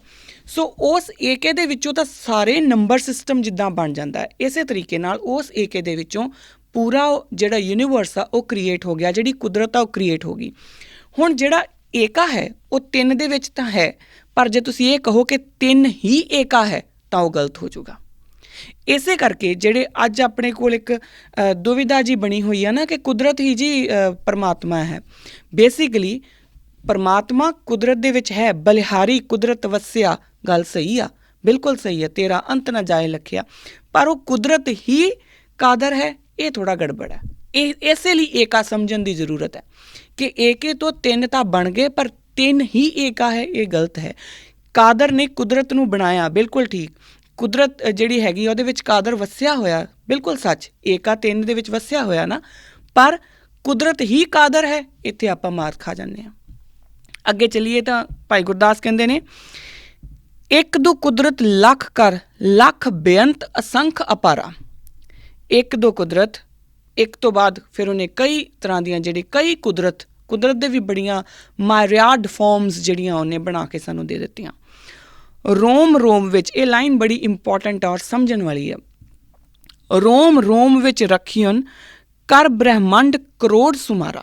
ਉਹਦੇ ਇੱਕ ਇੱਕ ਰੋਮ, ਹੁਣ ਰੋਮ ਮੈਨੂੰ ਤੁਹਾਨੂੰ ਦੱਸਣ ਦੀ ਮੈਨੂੰ ਲੱਗਦਾ ਨਹੀਂ ਜ਼ਰੂਰਤ ਆ, ਪਰ ਜਿਨ੍ਹਾਂ ਨੂੰ ਇੰਗਲਿਸ਼ ਹੀ ਆਉਂਦੀ ਹੈ ਜ਼ਿਆਦਾ, ਪੰਜਾਬੀ ਨਹੀਂ ਆਉਂਦੀ, ਅਤੇ ਰੋਮ ਕੀ ਹੁੰਦਾ ਆ, ਜਿੰਨੇ ਵੀ ਆਪਣੇ ਸਰੀਰ ਦੇ ਉੱਪਰ ਵਾਲ ਨੇ ਨਾ, ਅਤੇ ਉਹਨਾਂ ਦੇ ਉਹ ਜਿਹੜੇ ਵਾਲ ਜਿਸ ਸਕਿਨ ਸੈੱਲ ਦੇ ਵਿੱਚੋਂ ਨਿਕਲਦੇ ਆ ਉਹਨੂੰ ਰੋਮ ਕਹਿੰਦੇ ਆ। ਉਸ ਹਰ ਇੱਕ ਸਕਿਨ ਸੈੱਲ, ਉਹਦੇ ਇੱਕ ਇੱਕ ਰੋਮ ਦੇ ਵਿੱਚ ਕਈ ਬ੍ਰਹਿਮੰਡ ਹੈ, ਕਈ ਯੂਨੀਵਰਸ ਹੈ। ਔਰ ਇਹ ਗੱਲ ਅੱਜ ਜਿਹੜੀ ਹੈਗੀ ਆ ਉਹ ਯੂਨੀਵਰਸ ਪ੍ਰੂਵ ਕਰ ਰਹੀ ਹੈ। ਹਾਂ, ਯੂਨੀਵਰਸ ਹੁਣ ਇੱਕ ਨੂੰ ਸਾਇੰਸ ਪ੍ਰੂਵ ਕਰ ਰਹੀ ਹੈ। ਸਾਇੰਸ ਹੁਣ ਇੱਕ ਨੂੰ ਪ੍ਰੂਵ ਤਾਂ ਨਹੀਂ ਕਰ ਸਕਦੀ, ਕਿਉਂਕਿ ਨਾ ਤਾਂ ਉਹ ਦਿਖੇ, ਨਾ ਉਹਦਾ ਕੋਈ ਨਾਮ, ਨਾ ਉਹਦੇ ਬੱਚੇ, ਹੈ ਨਾ ਉਹਦਾ ਰੂਪ, ਨਾ ਰੇਖ, ਨਾ ਰੰਗ, ਕਿਛ ਤ੍ਰੈ ਗੁਣ ਤੇ ਪ੍ਰਭ ਭਿੰਨ। ਹੁਣ ਉਹ ਜਿਹੜਾ ਜਿਹਦਾ ਰੂਪ ਨਹੀਂ, ਰੰਗ ਨਹੀਂ, ਰੇਖ ਨਹੀਂ, ਉਹਨੂੰ ਸਾਇੰਸ ਕਿੱਦਾਂ ਪ੍ਰੂਵ ਕਰੂਗੀ? ਪਰ ਜਿਹੜੀ ਇਹ ਗੱਲ ਲਿਖੀ ਗਈ ਹੈ ਕਿ ਉਹਦੇ ਇੱਕ ਇੱਕ ਰੋਮ ਦੇ ਵਿੱਚ ਕਈ ਯੂਨੀਵਰਸ ਨੇ, ਇਹ ਇੰਪੋਰਟੈਂਟ ਆ। ਹੁਣ ਦੇਖੋ, ਜਦੋਂ ਏਕੇ ਦੇ ਵਿੱਚੋਂ ਮੈਂ ਤੁਹਾਨੂੰ ਕਿਹਾ ਕਿ ਉਹ ਇੱਕ ਧੁਨ ਦੇ ਵਿੱਚੋਂ ਕਈ ਧੁਨਾਂ ਨਿਕਲਦੀਆਂ ਨੇ, ਹੈ ਨਾ, ਉਹਨਾਂ ਕਈ ਧੁਨਾਂ ਦੇ ਵਿੱਚੋਂ ਹੁਣ ਜਿੰਨੀਆਂ ਵੀ ਧੁਨਾਂ ਹੈ, ਇੱਕ ਯੂਨੀਵਰਸ, ਉਹ ਸਾਰੀਆਂ ਉਹਦੇ ਰੋਮ 'ਚੋਂ ਹੀ ਨਿਕਲ ਰਹੀਆਂ ਨਾ, ਉਹਦੇ ਰੋਮਾਂ 'ਚੋਂ ਹੀ ਨਿਕਲ ਰਹੀਆਂ। ਉਹ ਸਾਰੀਆਂ ਜਦੋਂ ਨਿਕਲ ਕੇ ਫੈਲਦੀਆਂ ਨੇ ਤਾਂ ਉਹ ਕਈ ਯੂਨੀਵਰਸ ਬਣਾ ਦਿੰਦੀਆਂ। ਇਹਦਾ ਜਿਹੜਾ ਸਾਇੰਟੀਫਿਕ ਰੀਜ਼ਨ ਹੈਗਾ, ਸਾਇੰਟੀਫਿਕ ਜਿਹੜੀ ਗੱਲ ਆ ਉਹ ਇਸ ਤਰ੍ਹਾਂ, ਮੈਂ ਕੋਟ ਕਰ ਰਹੀ ਹਾਂ, ਆਇਥਨ ਸੈਗਲ ਨੇ ਅਕਤੂਬਰ 2018 ਦੇ ਵਿੱਚ ਫੋਰਬਸ ਵਿੱਚ ਇਹ ਗੱਲ ਛਪੀ ਸੀਗੀ, ਤੁਸੀਂ ਪੜ੍ਹ ਸਕਦੇ ਹਾਂ। ਉਹਨਾਂ ਲਿਖਿਆ ਹੈ ਕਿ just how many galaxies are out there used to be a mystery with estimates rising from thousands to millions to billions. ਇਸ ਦੁਨੀਆ ਦੇ ਵਿੱਚ ਕਿੰਨੀਆਂ ਗੈਲੈਕਸੀਜ਼ ਨੇ ਸਾਨੂੰ ਨਹੀਂ ਪਤਾ, ਔਰ ਜਿਹੜੇ ਐਸਟੀਮੇਟਸ ਆ ਉਹ ਵੱਧਦੇ ਜਾਂਦੇ ਨੇ। ਆਲ ਐਸ ਟੈਲੀਸਕੋਪ ਟੈਕਨੋਲੋਜੀ ਇੰਪਰੂਵਡ, ਜਿਵੇਂ ਟੈਲੀਸਕੋਪ ਦੀ ਟੈਕਨੋਲੋਜੀ ਇੰਪਰੂਵ ਹੁੰਦੀ ਹੈ, ਸਾਡੇ ਰਹੱਸ ਖੁੱਲ੍ਹਦੇ ਨੇ। ਹੁਣ ਉਹ ਕਹਿੰਦਾ ਕਿ ਇਹ ਬੜੀ ਇੰਪੋਰਟੈਂਟ ਗੱਲ ਆ ਕਿ ਉਹ ਕਿਉਂ ਇਸ ਤਰ੍ਹਾਂ ਗੱਲ ਹੋ ਰਹੀ ਹੈ। ਦੇਖੋ, ਜਦੋਂ ਅਸੀਂ ਇਹ ਗੱਲ ਬੋਲਦੇ ਹਾਂ ਨਾ ਕਿ ਸਾਨੂੰ ਸਾਰਾ ਕੁਝ ਪਤਾ ਹੈ ਜੀ, ਇੱਥੇ ਗੱਲ ਸਾਨੂੰ ਖ਼ਤਮ ਕਰ ਦੇਣੀ ਚਾਹੀਦੀ ਆ, ਕਿਉਂਕਿ ਜਦੋਂ ਆਪਾਂ ਏਕੇ ਦੀ ਪਸਾਰੇ ਦੀ ਗੱਲ ਕਰਦੇ ਹਾਂ ਤਾਂ ਅਸੀਂ ਉਹਨੂੰ ਕੁਦਰਤ ਨੂੰ ਹੀ ਆਪਾਂ ਨਹੀਂ ਸਮਝ ਪਾਉਂਦੇ ਕਿ ਕੁਦਰਤ ਕੀ ਆ, ਸਾਡੇ ਪੱਲੇ ਉਹੀ ਨਹੀਂ ਪੈਂਦਾ। ਕਾਦਰ ਨੂੰ ਸਮਝਣਾ ਬਹੁਤ ਵੱਡੀ ਗੱਲ ਆ। ਇੱਕ ਹੋਰ ਜਗ੍ਹਾ ਦੇ ਉੱਤੇ ਲਿਖਿਆ ਹੋਇਆ ਕਿ 1999 ਦੀ ਸਟੱਡੀ ਦੇ ਅਕੋਰਡਿੰਗ 125 ਬਿਲੀਅਨ ਗਲੈਕਸੀ ਸੀਗੀਆਂ। ਜੇ ਤੁਹਾਨੂੰ ਕਿਸੇ ਨੂੰ ਗਲੈਕਸੀ ਦਾ, ਵੈਸੇ ਮੈਂ ਯਕੀਨ ਮੰਨਦੀ ਹਾਂ ਕਿ ਤੁਹਾਨੂੰ ਪਤਾ ਹੋਊਗਾ, ਪਰ ਅਗਰ ਮੈਂ ਤੁਹਾਨੂੰ ਦੱਸਣਾ ਹੋਵੇ ਤਾਂ ਆਪਣਾ ਜਿਹੜਾ ਜਿੱਥੇ ਆਪਾਂ 9 ਪਲੈਨਟਸ ਬੈਠੇ ਹੋਏ ਆ ਨਾ, ਜਿਹਦੇ ਵਿੱਚੋਂ ਇੱਕ ਅਰਥ ਇੱਕ ਪਲੈਨਟ ਹੈ ਨਾ, ਉਹਨਾਂ ਦੇ ਵਿੱਚੋਂ ਉਹ ਸਾਰੇ ਮਿਲਕੀ ਵੇ ਗਲੈਕਸੀ ਦੇ ਵਿੱਚ ਆ, ਉਹਦਾ ਨਾਮ ਮਿਲਕੀ ਵੇ ਗਲੈਕਸੀ ਹੈ। ਇੱਕ ਗਲੈਕਸੀ ਦੇ ਵਿੱਚ ਆਪਾਂ ਬੈਠੇ ਹੋਏ ਹਾਂ। ਤਾਂ ਉਹ ਕਹਿ ਰਹੇ ਆ ਕਿ 1999 ਦੀ ਸਟੱਡੀ ਦੇ ਅਕੋਰਡਿੰਗ 125 ਬਿਲੀਅਨ ਗਲੈਕਸੀਜ਼ ਗਿਣੀਆਂ ਗਈਆਂ ਸੀ। ਉਸ ਤੋਂ ਬਾਅਦ 2013 ਦੀ ਸਟੱਡੀ ਦੇ ਵਿੱਚ 225 ਬਿਲੀਅਨ ਗਲੈਕਸੀਜ਼ ਸਾਇੰਸ ਨੇ ਕਿਹਾ ਕਿ ਨਹੀਂ ਉਹ ਜਿਹੜੀਆਂ ਪਹਿਲਾਂ ਗਿਣੀਆਂ ਸੀ ਉਹ ਘੱਟ ਗਿਣੀਆਂ ਗਈਆਂ ਸੀਗੀਆਂ, ਐਕਚੁਅਲੀ ਇੰਨੀਆਂ ਆ। 2016 ਦੇ ਵਿੱਚ ਜਿਹੜੀ ਹੁਣ ਰੀਸੈਂਟ ਸਟੱਡੀ ਆ ਉਹ ਕਹਿੰਦੇ ਆ ਕਿ ਦੇਅਰ ਆਰ ਐਟਲੀਸਟ 2 ਟ੍ਰਿਲੀਅਨ ਗਲੈਕਸੀਜ਼। ਹੁਣ ਆਪਾਂ ਆਪਣੀ ਔਕਾਤ ਵੇਖੀਏ ਤਾਂ ਫਿਰ ਉਸ ਤੋਂ ਬਾਅਦ ਆਪਾਂ ਉਸ ਰੱਬ ਦੇ ਉੱਤੇ ਕਿੰਤੂ ਕਰਨਾ, ਉਸ ਏਕੇ ਦੇ ਉੱਤੇ ਕਿੰਤੂ ਕਰਨ ਬਾਰੇ ਸੋਚੀਏ ਕਿ 2 ਟ੍ਰਿਲੀਅਨ ਦੇ ਵਿੱਚੋਂ ਇੱਕ ਗਲੈਕਸੀ ਹੈ ਮਿਲਕੀ ਵੇ। ਉਹਦੇ ਵਿੱਚ ਜਿਹੜੇ ਪਲੈਨਟਸ ਨੇ ਉਹਨਾਂ ਵਿੱਚੋਂ ਇੱਕ ਪਲੈਨਟ ਹੈ ਅਰਥ, ਔਰ ਅਰਥ ਦੇ ਵਿੱਚ ਪਤਾ ਨਹੀਂ ਕਿੰਨੇ ਕੁ ਦੇਸ਼ ਨੇ, 200 ਤੋਂ ਉੱਪਰ ਦੇਸ਼ ਜਿਹੜੇ ਆ ਉਹ ਘੱਟਦੇ ਵੱਧਦੇ, ਕਦੀ ਕੋਈ ਬਣ ਜਾਂਦਾ ਕੋਈ 200 ਤੋਂ ਉੱਪਰ ਜਿਹੜੇ ਦੇਸ਼ ਨੇ ਉਹਨਾਂ ਵਿੱਚੋਂ ਇੱਕ ਦੇਸ਼ ਹੈ ਤੁਹਾਡਾ, ਔਰ ਇੱਕ ਗਲੀ ਹੈ ਤੁਹਾਡੀ, ਔਰ ਉਸ ਗਲੀ ਦੇ ਵਿੱਚ ਇੱਕ ਘਰ ਹੈ ਤੁਹਾਡਾ, ਔਰ ਉਹਦੇ ਵਿੱਚ ਵੀ 5 ਜੀ ਹੋਣਗੇ, ਵਿੱਚੋਂ ਇੱਕ ਤੁਸੀਂ ਆ। ਔਰ ਉਹ ਉਨੀ ਕੁ ਹੋਂਦ ਲੈ ਕੇ ਅਸੀਂ ਕੁਐਸਚਨ ਕਰਦੇ ਹਾਂ ਕਿ ਕਾਦਰ ਕੋਈ ਹੈ ਜਾਂ ਕਾਦਰ ਕੁਦਰਤ ਹੀ ਆ। ਅਸੀਂ ਇਹੋ ਜਿਹੇ ਸਵਾਲ ਕਰਦੇ ਹਾਂ। ਸਾਨੂੰ ਇਹਦੇ ਬਾਰੇ ਸਮਝਣ ਵਾਸਤੇ, ਜਿਹਨੂੰ ਅਜੇ ਸਾਇੰਸ ਵੀ ਲੱਗੀ ਹੋਈ ਆ ਸਮਝਣ ਲਈ, ਸਾਨੂੰ ਉਸ ਏਕੇ ਦੀ ਪਾਵਰ ਨੂੰ ਸਮਝਣਾ ਪਊਗਾ। ਉਸ ਤੋਂ ਅੱਗੇ ਆਈਏ ਤਾਂ ਹਾਂ, ਜਿਹੜੀ ਇੰਪੋਰਟੈਂਟ ਗੱਲ ਆ ਉਹ ਇਹ ਆ ਕਿ ਇਹ ਜਿਹੜੀਆਂ ਤੁਸੀਂ ਅਗਰ ਨਾਸਾ ਦੀ ਵੈਬਸਾਈਟ 'ਤੇ ਆਪ ਜਾ ਕੇ ਖੋਜਣਾ ਚਾਹੋ ਤਾਂ ਐਡਵਿਨ ਹਬਲ ਸਭ ਤੋਂ ਪਹਿਲਾਂ, ਉਸ ਤੋਂ ਪਹਿਲਾਂ ਇਹ ਮੰਨਦੇ ਹੁੰਦੇ ਸੀ ਕਿ ਸਾਇੰਸ ਜਿਹੜੀ ਆ ਉਹ ਮੰਨਦੀ ਸੀ ਕਿ ਦੁਨੀਆ ਦੇ ਵਿੱਚ ਸਿਰਫ ਇੱਕੋ ਹੀ ਗਲੈਕਸੀ ਆ, ਹੈ ਨਾ। 1920 ਦੇ ਵਿੱਚ ਐਡਵਿਨ ਹਬਲ ਜੋ ਹੈ, ਜਿਹਦੇ ਨਾਮ ਦੇ ਉੱਪਰ ਹਬਲ ਟੈਲੀਸਕੋਪ ਜਿਹੜਾ ਹਬਲ ਸਪੇਸ ਕ੍ਰਾਫਟ ਜਿਹੜਾ ਉਹ ਚੱਲਦਾ ਆ, ਉੱਥੋਂ ਟੈਲੀਸਕੋਪ ਜਿਹੜਾ ਆ ਉਹ ਹਬਲ ਟੈਲੀਸਕੋਪ ਜਿਹੜਾ ਦੁਨੀਆ ਜਿਹੜੀ ਯੂਨੀਵਰਸ ਦੀਆਂ ਫੋਟੋਗ੍ਰਾਫਸ ਧਰਤੀ 'ਤੇ ਭੇਜਦਾ ਆ। ਔਰ ਐਡਵਿਨ ਹਬਲ ਨੇ ਉਦੋਂ ਪ੍ਰੂਵ ਕੀਤਾ ਸੀਗਾ ਕਿ ਨਹੀਂ, ਮਿਲਕੀ ਵੇ ਇਕੱਲੀ ਗਲੈਕਸੀ ਨਹੀਂ ਆ, ਹੋਰ ਵੀ ਕਈ ਗਲੈਕਸੀਜ਼ ਹੈਗੀਆਂ। ਉਹਨੇ ਪਹਿਲੀ ਵਾਰੀ 1920 ਦੇ ਵਿੱਚ ਪ੍ਰੂਵ ਕੀਤਾ ਸੀ ਸਾਇੰਸ ਨੇ, ਜੋ ਗੁਰੂ ਗ੍ਰੰਥ ਸਾਹਿਬ ਮਹਾਰਾਜ ਤੁਹਾਨੂੰ ਪਹਿਲਾਂ ਦੱਸ ਰਹੇ ਨੇ। ਹੁਣ ਫਿਰ ਉਹੀ ਗੱਲ ਆ ਜੂਗੀ, ਮੈਂ ਦੁਬਾਰਾ ਉਹੀ ਗੱਲ ਕੋਟ ਕਰਦੀ ਹਾਂ, ਰੋਮ ਵਿੱਚ ਰੱਖੀਆਂ ਕਰ ਵਰ ਭੰਡ ਕਰੋੜ ਆਕਾਰਾ। ਇਹ ਵੀ ਭਾਈ ਗੁਰਦਾਸ ਦੀ ਵਾਰ ਨੰਬਰ 6 ਹੈ। ਰੋਮ ਵਿੱਚ ਰੱਖੀਆਂ, ਉਹ ਕਹਿੰਦੇ ਕਿ ਇੱਕ ਰੋਮ ਦੇ ਵਿੱਚ ਕਈ ਕਰੋੜਾਂ ਦੇ ਕਰੋੜ ਜਿਹੜੇ ਆ ਉਹਦੀ ਯੂਨੀਵਰਸ ਜਿਹੜੇ ਉਹਦੇ 'ਚ ਪਏ ਹੋਏ ਆ। ਇੱਕ ਰੋਮ ਦੇ ਵਿੱਚ ਸਿਰਫ ਗਲੈਕਸੀ ਨਹੀਂ, ਕਈ ਯੂਨੀਵਰਸ, ਅਤੇ ਇੱਕ ਯੂਨੀਵਰਸ ਦੀਆਂ ਕਿੰਨੀਆਂ ਗਲੈਕਸੀਜ਼ ਲੱਭ ਰਹੇ ਨੇ ਸਾਇੰਸ ਵਾਲੇ। ਤਾਂ ਇੱਥੋਂ ਆਪਾਂ ਇਹ ਸਮਝ ਲਈਏ ਕਿ ਉਹ ਜਿਹੜਾ ਏਕਾ ਹੈ ਉਹਦਾ ਪਸਾਰਾ ਕਿੱਡਾ ਵਿਸ਼ਾਲ ਹੈ। ਹੁਣ ਜਿਹੜੀ ਇੱਥੇ ਮੈਂ ਗੱਲ ਕੀਤੀ ਸੀਗੀ, ਬਹੁਤੀ ਸਾਇੰਸ ਵੱਲ ਮੈਂ ਨਾ ਜਾਂਦੇ ਹੋਏ ਗੱਲ ਆਪਣੀ ਇੱਥੇ ਰੱਖਾਂ, ਜਿੱਥੇ ਮੈਂ ਡਾਇਲੋਗ ਦੀ ਗੱਲ ਕੀਤੀ ਸੀਗੀ ਕਿ ਤੁਹਾਨੂੰ ਇਹਨੂੰ ਡਾਇਲੋਗ ਰੂਪ ਦੇ ਵਿੱਚ ਹੀ ਸਮਝਣਾ ਪਊਗਾ। ਜਦੋਂ ਇਹ ਗੱਲ ਆਉਂਦੀ ਹੈ ਕਿ ਉਸਦੇ ਰੋਮ ਵਿੱਚ ਇੱਕ ਯੂਨੀਵਰਸ ਹੈ। ਹੁਣ ਇੱਥੇ ਇੱਕ ਗੱਲ ਸਮਝਿਓ ਕਿ ਜਿੰਨੀਆਂ ਯੂਨੀਵਰਸ, ਕਿਉਂਕਿ ਨਾਸਾ ਸਿਰਫ ਇੱਕ ਯੂਨੀਵਰਸ 'ਤੇ ਕੰਮ ਕਰ ਰਹੀ ਆ, ਜਿੰਨੇ ਵੀ ਯੂਨੀਵਰਸ ਨੇ, ਜਦੋਂ ਆਪਾਂ ਉਹਨਾਂ ਯੂਨੀਵਰਸ ਦੀਆਂ ਓਨੀਆਂ ਹੀ ਧੁਨਾਂ ਹੋਣਗੀਆਂ, ਠੀਕ ਹੈ ਜੀ, ਕਿਉਂਕਿ ਹਰ ਇੱਕ ਯੂਨੀਵਰਸ ਦੇ ਪਲੈਨਟਸ ਜਿਹੜੇ ਉਹਨਾਂ ਦੀ ਕਾਸਮਿਕ ਐਨਰਜੀ ਵੀ ਹੋਊਗੀ, ਉਹ ਕਾਸਮਿਕ ਐਨਰਜੀ ਫਾਈਨਲੀ ਉਸੇ ਹੀ ਧੁਨ ਦੇ ਨਾਲ ਚੱਲਣੀ ਆ। ਹੁਣ ਉਹ ਸਾਰੀਆਂ ਜਦੋਂ ਆਪਾਂ ਇੱਕ ਓਂਕਾਰ ਦੀ ਗੱਲ ਕਰਦੇ ਹਾਂ ਤਾਂ ਇੱਥੋਂ ਆਪਾਂ ਗੱਲ ਸਮਝ ਲਈਏ ਕਿ ਗੁਰੂ ਮਹਾਰਾਜ ਨੇ ਤੁਹਾਨੂੰ ਇੱਕ ਫਲਸਫਾ ਦਿੱਤਾ ਇਸ ਪੂਰੇ ਬ੍ਰਹਿਮੰਡ ਦੇ, ਇਸ ਪੂਰੇ ਆਪਣੇ ਕੋਲੋਂ ਸ਼ਾਇਦ ਟਰਮੀਨੋਲੋਜੀ ਵੀ ਨਹੀਂ ਹੈਗੀ, ਉਹ ਵਰਡ ਵੀ ਨਹੀਂ ਹੈ, ਤਾਂ ਹੀ ਤਾਂ ਸ਼ਾਇਦ ਜਦੋਂ ਗੁਰੂ ਮਹਾਰਾਜ ਜਿਹੜਾ ਉਹ ਇੱਕ ਬੋਲ ਦਿੰਦੇ ਆ, ਹੈ ਨਾ, ਕਿ ਇੱਕ, ਕਿਉਂਕਿ ਉਹਦਾ ਟਰਮ ਕੋਈ ਨਹੀਂ ਦਿੱਤੀ ਜਾ ਸਕਦੀ। ਉਹਦੇ ਰਹੱਸ ਨੂੰ ਸਮਝਣ ਲਈ ਸਾਨੂੰ ਉਹ ਇੱਕ ਬਹੁਤ ਵੱਡਾ ਮੂਲ ਮੰਤਰ ਦਿੰਦੇ ਆ, ਇੱਕ ਓਅੰਕਾਰ। ਅਗਲੀ ਵਾਰੀ ਜਦੋਂ ਤੁਸੀਂ ਇੱਕ ਓਅੰਕਾਰ ਬੋਲਣ ਲੱਗੋ ਨਾ, ਤਾਂ ਇਹ ਸੋਚ ਕੇ ਬੋਲਿਓ, ਇਹ ਸਮਝ ਕੇ ਬੋਲਿਓ ਕਿ ਏਕਾ ਤੁਹਾਨੂੰ ਉਸ ਅਣਹੱਦ ਨਾਦ ਦੇ ਨਾਲ ਜੋੜਦਾ ਹੈ, ਉਸ ਏਕੇ ਨਾਲ ਜੋੜਦਾ ਹੈ ਜਿਹਦੇ ਤੋਂ ਅੱਗੇ ਕਈ ਤਰ੍ਹਾਂ ਦੀਆਂ ਧੁਨੀਆਂ ਪੈਦਾ ਹੁੰਦੀਆਂ, ਔਰ ਹਰ ਇੱਕ ਧੁਨੀ ਦੇ ਵਿੱਚੋਂ ਇੱਕ ਯੂਨੀਵਰਸ ਪੈਦਾ ਹੁੰਦਾ ਆ, ਔਰ ਇੱਕ ਯੂਨੀਵਰਸ ਦੇ ਵਿੱਚ ਕਈ ਗਲੈਕਸੀਜ਼ ਆ। ਆਪਣੇ ਵਾਲੇ ਯੂਨੀਵਰਸ ਦੇ ਵਿੱਚ 2 ਟ੍ਰਿਲੀਅਨ ਗਲੈਕਸੀਜ਼ ਆ, ਜੋ ਸਾਇੰਸ ਪ੍ਰੂਵ ਕਰ ਚੁੱਕੀ ਆ, ਹੈ ਨਾ। ਅੱਗੇ ਮੈਂ ਸਿਰਫ ਭਾਈ ਗੁਰਦਾਸ ਜੀ ਕੋਲੋਂ ਹੀ ਕੁਝ ਕੋਟ ਕਰਕੇ ਅਤੇ ਫਿਰ ਆਪਾਂ ਇਸ ਗੱਲ ਨੂੰ ਖ਼ਤਮ ਕਰਾਂਗੇ। ਉਹ ਕਹਿੰਦੇ, ਏਕ ਕਵਾਓ ਪਸਾਓ ਕਰ ਓਂਕਾਰ ਸੁਣਾਇਆ। ਏਕ ਕਵਾਓ ਪਸਾਓ ਕਰ ਓਂਕਾਰ ਸੁਣਾਇਆ, ਕਿ ਉਸ ਇੱਕ ਜੋ ਇੱਕ ਕਹਾਉਂਦਾ ਉਸਨੇ ਪਸਾਰ ਕਰਕੇ ਓਂਕਾਰ ਸੁਣਾਇਆ, ਕਿਉਂਕਿ ਓੰਗ ਨੇ ਹੀ ਤਾਂ ਉਸ ਇੱਕ ਦੀ ਜਿਹੜੀ ਧੁਨੀ ਆ, ਉਸ ਇੱਕ ਦੀ ਆਵਾਜ਼ ਨੂੰ ਆਪਣੇ ਅੰਦਰ ਸਮਾ ਕੇ ਆਕਾਰ ਬਣਾਇਆ ਨਾ।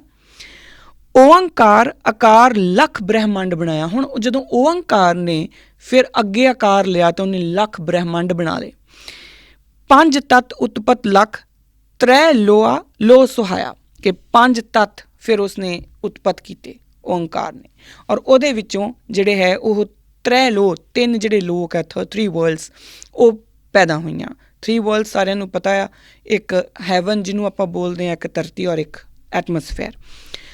ਜਲ ਥਲ ਗਿਰ ਤਰਵਰ ਸਫਲ ਦਰਿਆਵ ਚਲਾਇਆ। ਹੁਣ ਜਲ ਥਲ, ਵਾਟਰ, ਅਰਥ, ਮਾਊਂਟੇਨ, ਟਰੀਜ਼ ਔਰ ਉਹ ਜਿੰਨੀਆਂ ਵੀ ਸਾਰੀਆਂ ਰਿਵਰਸ ਉਹ ਸਾਰੀਆਂ ਉਹਨੇ ਚਲਾਈਆਂ।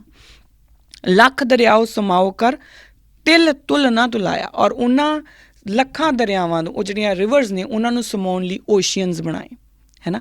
ਔਰ ਕਿਉਂਕਿ ਕਿੰਨੀਆਂ ਹੀ ਜਿਹੜੀਆਂ ਰਿਵਰਸ ਆ ਉਹ ਓਸ਼ੀਅਨਸ ਦੇ ਵਿੱਚ ਜਾ ਮਿਲਦੀਆਂ ਆ। ਕੁਦਰਤ ਏਕ ਅਤੁਲ ਵੀ ਲੇਖਾ ਨਾ ਲਿਖਿਆ। ਕੁਦਰਤ ਏਕ ਅਤੁਲ ਵੀ, ਉਸ ਜਿਹੜੀ ਕੁਦਰਤ ਦਾ ਜੋ ਕਿ ਇਨਫਿਨਾਈਟ ਆ, ਕੁਦਰਤ ਆਪਣੇ ਆਪ ਵਿੱਚ ਹੀ ਇਨਫਿਨਾਈਟ ਆ, ਉਹਦਾ ਲੇਖਾ ਨਹੀਂ ਲਿਖਿਆ ਜਾ ਸਕਦਾ। ਕੁਦਰਤ ਕੀਮ ਨਾ ਜਾਣੀਏ ਕਾਦਰ ਕਿਨ ਪਾਇਆ। ਹੁਣ ਇਸ ਗੱਲ ਦੇ ਨਾਲ ਮੈਂ ਸਮਾਪਤੀ ਕਰੂੰਗੀ ਕਿ ਕੁਦਰਤ ਕੀਮ ਨਾ ਜਾਣੀਏ, ਕੁਦਰਤ ਦੀ ਹੀ ਜਿਹੜੀ ਹੋਂਦ ਹੈ, ਜੋ ਹਸਤੀ ਹੈ, ਉਹੀ ਨਹੀਂ ਆਪਾਂ ਸਮਝ ਪਾਉਂਦੇ। ਕਿਉਂਕਿ ਧਰਤੀ ਦੇ ਉੱਤੇ ਹੀ ਕਈ ਐਸੇ ਜੀਵ ਆ ਜੋ ਹਰ ਸਾਲ ਸਾਇੰਸ ਕਹਿੰਦੀ ਆ ਕਿ ਆਹ ਜੀਵ ਪਹਿਲੀ ਵਾਰੀ ਦੇਖਣ ਨੂੰ ਮਿਲਿਆ।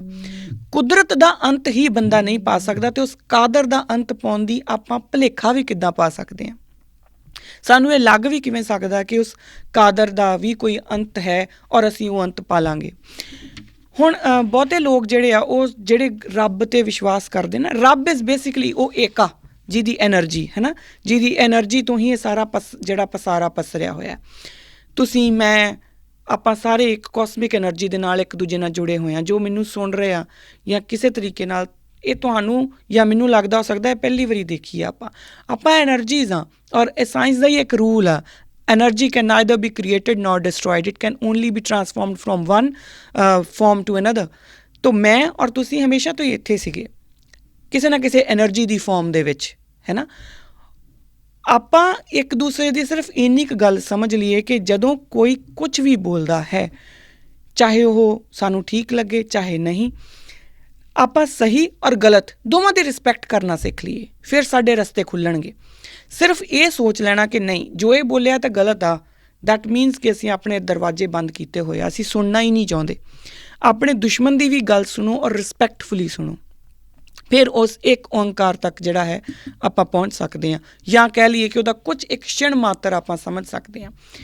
ਇੱਕ ਓਂਕਾਰ, ਮੈਂ ਇਸ ਗੱਲ ਨਾਲ ਗੱਲ ਖਤਮ ਕਰੂੰਗੀ। ਜਦੋਂ ਅਗਲੀ ਵਾਰੀ ਤੁਸੀਂ ਹੁਣ ਇੱਕ ਓਂਕਾਰ ਆਪਣੇ ਅੱਖਾਂ ਬੰਦ ਕਰਕੇ ਦੇਖੋ ਜਾਂ ਬੋਲੋ, ਤਾਂ ਇਹ ਸੋਚਿਓ ਕਿ ਉਸ ਏਕ ਧੁਨ ਨੇ ਅੱਗੇ ਪਸਾਰਾ ਪਸਾਰਿਆ, ਉਸ ਪਸਾਰੇ ਤੋਂ ਕਈ ਯੂਨੀਵਰਸ ਬਣੇ ਔਰ ਕਈ ਯੂਨੀਵਰਸਾਂ ਤੋਂ ਫਿਰ ਅੱਗੇ ਇੱਕ ਯੂਨੀਵਰਸ ਤੁਹਾਡਾ ਆ, ਔਰ ਉਹਦੇ ਵਿੱਚ ਵੀ ਅੱਗੇ ਕਈ ਤਰ੍ਹਾਂ ਦੀ ਕੁਦਰਤ ਜਿਹੜੀ ਆ ਉਸ ਏਕੇ ਨੇ ਬਣਾ ਕੇ ਤੁਹਾਨੂੰ ਦਿੱਤੀ ਆ ਮਾਨਣ ਲਈ। ਸੋ ਇੰਨੀ ਗੱਲ ਕਹਿੰਦੇ ਹੋਏ ਮੈਂ ਆਪਣੀ ਬਾਣੀ ਨੂੰ ਵਿਸ਼ਰਾਮ ਦਿੰਦੀ ਹਾਂ। ਅਗਲੀ ਵਾਰੀ ਅਰਦਾਸ ਦੀ ਹੀ ਉਸੇ ਲਾਈਨ ਇੱਕ ਓਂਕਾਰ ਵਾਹਿਗੁਰੂ ਜੀ ਕੀ ਫਤਿਹ ਆਪਾਂ ਅੱਗੇ ਗੱਲ ਕਰਾਂਗੇ। ਮੈਂ ਪਿਛਲੀ ਵਾਰੀ ਵੀ ਜਿਹੜਾ ਐਪੀਸੋਡ ਕੀਤਾ ਥੋੜ੍ਹਾ ਟੈਕਨੀਕਲ ਸੀਗਾ, ਇਹ ਵਾਲਾ ਵੀ ਐਪੀਸੋਡ ਸ਼ਾਇਦ ਥੋੜ੍ਹਾ ਟੈਕਨੀਕਲ ਆ। ਜੇ ਤੁਹਾਨੂੰ ਕਿਸੇ ਨੂੰ ਵੀ ਇਹ ਲੱਗੇ ਕਿ ਸਾਨੂੰ ਥੋੜ੍ਹਾ ਹੋਰ ਇਹਦੇ ਉੱਤੇ ਐਕਸਪਲੇਨੇਸ਼ਨ ਚਾਹੀਦੀ ਆ ਜਾਂ ਕੁਛ ਗੱਲਾਂ ਕਲੀਅਰ ਨਹੀਂ ਹੋਈਆਂ ਸੀ ਪਿਛਲੇ ਐਪੀਸੋਡ ਜਾਂ ਇਸ ਐਪੀਸੋਡ ਦੀਆਂ, ਤਾਂ ਮੈਂ ਤੁਹਾਨੂੰ ਹੱਥ ਬੰਨ੍ਹ ਕੇ ਬੇਨਤੀ ਕਰਦੀ ਹਾਂ ਕਿ ਸਾਨੂੰ ਲਿਖ ਕੇ ਜ਼ਰੂਰ ਭੇਜੋ। ਗੱਲ ਅਧੂਰੀ ਨਹੀਂ ਰਹਿਣੀ ਚਾਹੀਦੀ, ਗੱਲ ਕਿਤੇ ਨਾ ਕਿਤੇ ਕਿਸੇ ਨਾ ਕਿਸੇ ਸਿਰੇ ਲੱਗਣੀ ਚਾਹੀਦੀ ਆ। ਇੰਨੀ ਗੱਲ ਕਹਿੰਦੇ ਹੋਏ ਆਪ ਸਭ ਤੋਂ ਖਿਮਾ ਦੀ ਯਾਚਨਾ ਕਰਦੀ ਹਾਂ ਜੀ। ਵਾਹਿਗੁਰੂ ਜੀ ਕਾ ਖਾਲਸਾ, ਵਾਹਿਗੁਰੂ ਜੀ ਕੀ ਫਤਿਹ।